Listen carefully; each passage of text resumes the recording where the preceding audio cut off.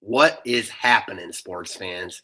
It is your boy, the one, the only, Mustache Matt, celebrating New Year's from lovely Delray Beach, Florida. So hopefully all you guys had a good night last night and ready to get at it today. I'm going to switch things up a little bit. My partner, Ryan, is had a little too much fun last night, so he needs the day off. So I'm gonna rock it solo today. And instead of doing a public video going over a few guys and then a members only video where we talk about each player, I'm gonna do one video today and just go game by game. So all you non-members out there get a little taste of what we go over in the members only videos. It's not going to be as extensive as the members only, but you guys can get a nice appetizer of what we normally do. Only 4 games tonight, so a smallish slate for January 1st. Not mad about it. A couple of the games don't even have lines yet. The Minnesota Lakers game, I think, is opening at around 3, but most books don't have a line yet. And then the Portland-Chicago game still doesn't have a line, and we're all waiting to hear on Damian Lillard, as we are pretty much every day at this point. So if he plays, the line should be Portland favored by a little bit. If he doesn't play, I imagine it'll be Chicago right around a pick, or maybe favored by a couple points. But we'll have to wait that out. I don't love this slate, but I like it. I think there's a few different ways you can go. This Brooklyn-Orlando game has a lot of appeal to me. This is the 3rd time they've played this season. In each of the other 2 games, both teams scored in the 120s. So there's just a lot of appeal when Brooklyn and Orlando meets. A lack of defense, which means a lot of DFS points. So without further ado, let's just hop in it and talk about it game by game, excuse me. All right, let's screen share this. All right, so starting off, we're looking at this Orlando-Brooklyn game. Brooklyn's favored by 2 points. If you want to game stack this game, more than fine with it. A lot of pieces to pull here. Aaron Gordon, he's a guy I'm definitely going to be looking at here. Coming off a monster game against Miami in his last game where he threw up 55 DK points. He only played once against Brooklyn this season, but he threw up 65 DK points in that game. Without Vucevic and with AG, getting healthier and healthier, I think this offense is going to roll around him, and I like him quite a bit here. Do I want to pay $8K for Gordon? No, but we know what his upside is, and if he plays like he did against Miami, he will crush value. Elf, I love a lot of pieces from Orlando today and think you can roll with Elf, but he is probably not my favorite piece. I like him. He's only played once against Brooklyn this year, did not play that well, only played 15 minutes, ended up with 12 DK points. Don't take too much into that. We just know who Elf is. He was on a kind of a hot streak, and then it tilted back down against Miami. He only had 29 DK points, and it seemed like he was hovering around 29 at the beginning of the 4th quarter. So I'm not really sure what happened there. I don't like it when I see him start to go down a little bit. I don't like the statistical trends that I'm seeing in terms of how he played against Miami. That being said, this is a great matchup, and he was playing really well before that. So if you like Elf a lot, I can for sure get on board. All right, moving down. A guy I have a ton of interest in here is Evan Fournier. So Fournier is not a guy I look to all that often, but this matchup is just really good. I like the way Fournier is playing right now. 32 and 37 DK points in his last 2 games. And the big thing to look at here, in the 2 games against Brooklyn this season, Fournier has 45 and 48 DK points. Do I expect him over 40 again tonight? Probably not, but should he be around there? Most definitely. I got to talk about my boy Bismack Biyombo. I'm liking what I'm seeing from him. Hovering around 33 DK points in his last 2 games. Threw up close to 30 in the first game without Vucevic against Miami. Yeah, sign me up for Biyombo here. I like him quite a bit. One of the main pieces from Orlando I want. Solid cash game play. One of those solid GPP guys. Does he have 50-point upside? No, because his offense is limited. But should he be around 30 to 35 each game? Yeah, because he rebounds really well and he blocks a lot of shots. Aside that, you can take a look at a Jonathan Simmons. He didn't play that well against Brooklyn this season. But if you like Simmons, and obviously his role has increased as the season's gone on, I can get on board. I don't like paying $6K for Simmons, just really not my cup of tea. Aside from that, on Orlando, that's pretty much all I'm looking at. as far as the Brooklyn side goes, a bunch of these guys have played well against Orlando this year. Probably my top piece is RHJ. Dude's just playing awesome right now. If you look at that game log, 40, 32, 33. Came in with 33 and 30 DK points against Orlando earlier this season. Brooklyn is a lot like Chicago in the sense that they've got a bunch of guys that play around the same, and it's hard to choose. RHJ would probably be my favorite piece. Dinwiddie is in play here. Played one good game against Orlando and one not so good game against Orlando this year. Hasn't been playing great recently, but if there was a time for him to step it up, it would be against Orlando here. So I like Dinwiddie. I like RHJ a lot. And then Karis LeVert. LeVert is not really a guy I roster, and the 11 assists are an aberration at Miami as that game was a blowout. But you look across his game logs and 38, 37, 39. I mean, he's consistently right there. In a game that has a lot of appeal, I think you can just plug LeVert in and roll with him. DeMare Carroll, he's played well against Orlando this year. I don't love what I'm seeing recently out of him. He hasn't gotten over 20 in his last 4 games. But the upside's there. He threw 45 up at Indiana. He's played well against Orlando so far this season. I don't hate Carroll here. I do prefer RHJ and I prefer LeVert, but again, their prices are higher, so of course I prefer them. All right, let's go into the Milwaukee-Toronto game. This game is interesting to me. It's a 6-point spread. Obviously, Toronto's favored at home. This is their first meeting of the season. Neither team has a back-to-back tomorrow, so we don't have to worry about that. We talked about Giannis and his knee before last game. He was passive in that game against Minnesota, and we weren't exactly sure why. He stepped it up in the game at OKC. He had that game-winning dunk, which I'm sure everyone saw, 50 DK points. Still not showing that upside that we like. So if you love Giannis here, he's one of the only studs on the slate. I can roll with it, but he's not a guy I'm looking to as a necessity. That's coming from the GPP side. In cash, I think he makes a lot more sense. I do like his floor here. I don't think it's the Giannis of like 2 weeks ago where on this slate he's a must by any means. I like him here. I want to see more of him, and I want to make sure that knee's good before I say he's a must play. On that same note, Chris Middleton. I like Middleton. The price is back down a little bit. Again, I think that a lot of these bucks are kind of overpriced, and the main 3 you look at are Middleton, Giannis, and Bledsoe. I like these guys. Not necessarily a place that I'm, running to. The over-under is pretty high in this game, 214. So if this is a spot you like, I can definitely see it. Bledsoe had been playing really well before that game at OKC. It kind of all correlates to how Giannis is playing. So that's something I'm going to need to research and look out for as the day moves on. Read about how Giannis is feeling and about how Bledsoe and Middleton are playing off him. If I read that Giannis is still nursing that injury a little bit, I think that gives Bledsoe and Middleton a lot more appeal. And if not, it gives Giannis appeal. I'm kind of taking a hard line in the stand where I probably will either roll, some sort of Bledsoe and Middleton combination in my lineups or roll with Giannis. Probably won't use all of them. I don't like this game that much to do that. But again, if you do, there's only 4 games here, so I could get on board. All right, other pieces from Milwaukee. Check out John Henson. How's he playing? Yeah, I mean, Henson's in play here. Do I love it? No, but coming off a 36 game, over 20 in his last 4, in play, firmly in play. Malcolm Brogdon. Nah, not for me. All right, so looking at the Toronto side, we liked DeRozan and Lowry in bounce-back spots last game. DeRozan hasn't been playing that well, but we know who DeMar DeRozan is. I got supreme confidence in this guy. He's a 40-plus DK player every night. Hasn't done it in the past 3 nights, so I think the trends revert back to the norm here.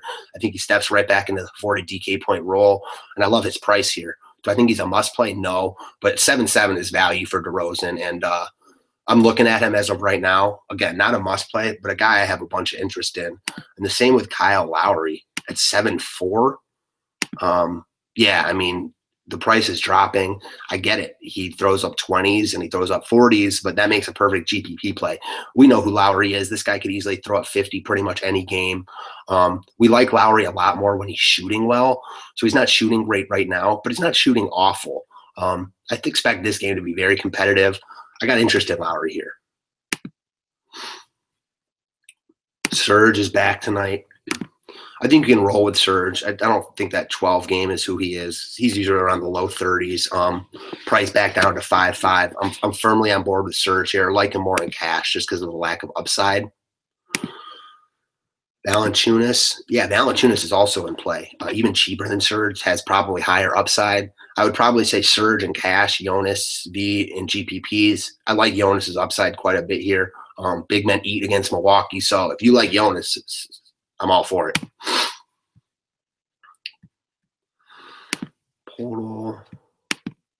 The other guy that's in play is Podol. I think he's a perfect cash game guy at 4.3. We're searching for value on this slate as of now. Obviously, with the Lakers playing double OT last night and no Lillard, we're still waiting on a few things. But as of now, Podol looks like a nice value play at 4.3. That's pretty much it from this game. So let me check one thing. I am seeing, going back to the Brooklyn game, I'm seeing Quincy Acey with high projection. So I want to look into that. Not exactly sure why, but he's projected really high. So that's someone I want to take a look at.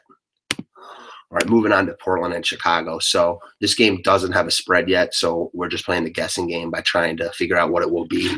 It should be a relatively close line either way. I'm sure Portland will be favored by a little bit if Lillard plays, Chicago if he doesn't. This is the ultimate question on the slate again, is Damian Lillard. If Lillard plays, I'm not necessarily going here, but if he doesn't play, it just opens up CJ McCollum and Shabazz Napier. I'm all over Napier if Lillard doesn't play. I don't care what the price is. I actually wish it were a little bit higher to get people off him. Dude's balling right now. 33 plus in his last 4 games, coming off a 45 ball at Atlanta. I know that Atlanta is a great matchup, but this dude's playing with supreme confidence right now. If Lillard is out, I love Napier here. Matter of fact, if Lillard plays, I might still have a little exposure to Napier because he's playing so well. And when he's shooting well, he becomes a fixture in the rotation, and I could see him playing well regardless if Lillard plays or not. If Lillard doesn't play, he's one of my top options here. CJ McCollum, he's like the trendy guy to go to when Lillard's out, but he's just not for me really in terms of the GPP guy. He threw up 50 against Philly, but that was like his best game. He shot 14 of 14 from the free throw line. This dude's not shooting 14 free throws again. This guy's a 35 DK point player, usually has his upside. I'm not paying 7.3 for him, not me. Nurkic is playing better recently. The minutes just aren't there for me. You see that 42 game, but then he has 15 and 9 before that. Yeah, it's just not really for me, but I get the appeal certainly. Portland's another team where they've got a lot of guys that are kind of similar. Aminu, no. I'm really looking at the Napiers of the world. If Lillard doesn't play, and McCollum's in play if you like him, especially in cash. But I'm not running to Portland here. Chicago has been playing faster. I probably like the Chicago side a little bit better than the Portland side. I think they've got a few guys in play, including Chris Dunn, who's just playing awesome right now at 7-2. Played a really good game at Washington yesterday. 45 DK points, almost triple-doubled. Firmly on board with some Chris Dunn here. And Mirotic, he's just playing really well. 43 and 33 in his last 2 games. I expect this game to be competitive, firmly in play. You'll hear this a lot with me with these Chicago guys. I don't think any of them are bust plays, but I think a lot of them are in play. Markkanen, kind of the same story. I prefer Mirotic, but if you told me Markkanen had the better game today, would I be surprised? Hardly. Justin Holiday finally dropped below the 20s. I think he's a fine cash game play because he's consistently in the mid-20s. Not going to win you a tournament, but won't lose it for you. And like we say, he's a nice cog in the machine. Robin Lopez is fine. Not really excited about it, but he's fine. Jerrion Grant becomes firmly in play if Dunn is out, but not sure why he would be out since he played yesterday. The enforcer, Bobby Portis. No, thank you. David Nwaba. Yeah, at 3.9, I could get on board with Nwaba here. We know who this guy is. He's like a mid-20s DK player when all things are going right. So at 3.9, if you get that, perfect with it here. Do I love it? No, but we're looking for value on this slate, and at 3.9, he provides it as of now, at least. And that's pretty much it from this game also. So as you guys can see, we are like really looking for value here. The good part is there's no studs to really pay up for here. So I actually think Giannis might go a little, even though I'm interested to see what happens with Giannis because he's one of the only big money guys on the slate, but there's not really value to pair him with. So interested to see if people just go away from there or if people just go there automatically because he's the only one. All right, lastly, and this game's going to be hard to go over right now, is the Lakers in Minnesota.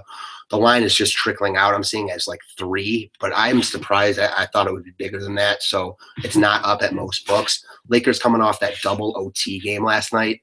They played awesome. First, we'll talk about Julius Randle, who balled out last night. He fouled out, but he ended up with one of his career best games, close to 60 DK points.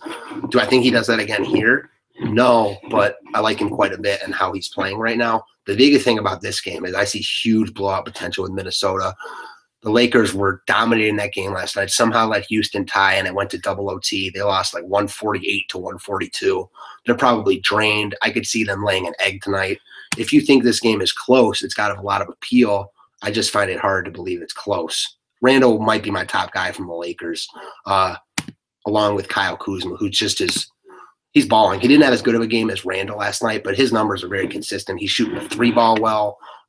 You see those games against the Clippers and Memphis. The reason he didn't finish with many DK points is because he shot 1 of 7 and 1 from 11 from 3. That doesn't happen most of the time. You saw last night he shot 5 of 10, finished with close to 40 DK points. Again, if you think this game is close, firmly on board with Kuzma.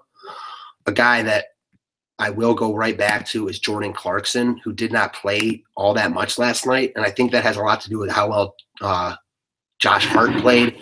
Clarkson is still the guy for me when Lonzo's out. Am I a little scared? Sure, because he only threw up 11 DK points last night in Houston. Do I have any problem going right back there? No, especially because he didn't play a ton yesterday, and a lot of those guys are going to be tired. So speaking of Josh Hart, dude played awesome last night. I kept hearing Houston guys refer him to Harden light. I won't go that far, but with 26, 6, and 1, he balled. This guy was the player of the year at Villanova last year. He's an excellent basketball player. He fell in the draft. I get it, but that doesn't always tell the whole story. If he's given the opportunity like he was last night, I'm firmly on board here. Will we know? Probably not. But again, with KCP out, serving his legal duties, I think that Josh Hart is firmly in play here. And at 4'8", he's a rock solid guy to use. Brandon Ingram, I'm a huge Ingram fan, but I don't really look to use him on the road. I try to stick with him at home and against upper echelon teams. We don't really get either of those here, so not for me. Larry Nance, nah. Again, with this Lakers team, though, there's a lot of ways you can go because they throw up DFS points like crazy, and they allow their opponents to throw up DFS points like crazy, which brings us to Karl Anthony Towns. Yeah, I like Towns quite a bit here. The problem is that this game has such blowout potential, but do you think this game is close at all? Towns has monster upside here. I probably like Towns more dollar for dollar than Giannis. My only problem is, like I said, I think that Toronto-Milwaukee game is definitely close. This one I'm not so sure about. So kind of pick and choose there. Then we go to Jimmy Butler. Dude's just balling right now. He's one of the most consistent guys in the NBA. Still under 9K. I'm more than fine with it. Again, the blowout concern, I think you got to pick and choose your spots here. If you think this game is close, this is a definite game stacking possibility here. Taj Gibson, he's fine. Don't love it, but he's fine. I mean, 30 plus in 3 of his last 4. Like him more, and you know what? I like him fine in either one. I don't love him again, and that's kind of a trend with this slate, but I think he's more than fine. Tyus Jones was a guy I will definitely go right back to. It's funny to see Tyus Jones more expensive than Wiggins, but that's what it is. Could have had more DK points last night. A little bit disappointed with his 21.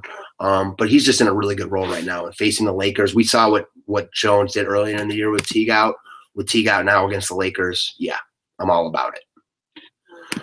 Andrew Wiggins is hardly ever in play anymore. He doesn't reach 30 DK points, so can't go there. So let me take this off screen share here. So I know that it's early and we only got 4 games today. I just wanted to run down the slate with you guys and give you non-members a little taste of what we do on members only. Usually we run through it player by player. I didn't want to take 2 hours here for you non-members, so I went through it game by game. It's early still, so this is just our first run through it. Obviously, a lot of news we're waiting to come out. Damian Lillard, waiting to hear on some Lakers guys because they played double OT last night. Looking at this slate just from afar right now, I like this Brooklyn-Orlando game a ton. The Minnesota Lakers game also has a ton of appeal to me, but I think that game has blowout written all over it. So, again, a bunch of different places you can go. Happy New Year. College football on all day. So you want longer videos and more content, go to the DFS5pack.com. We're crushing it over here. Football just ended, so we're all about basketball until baseball starts. So let's get it, guys. And thanks a lot. Happy New Year.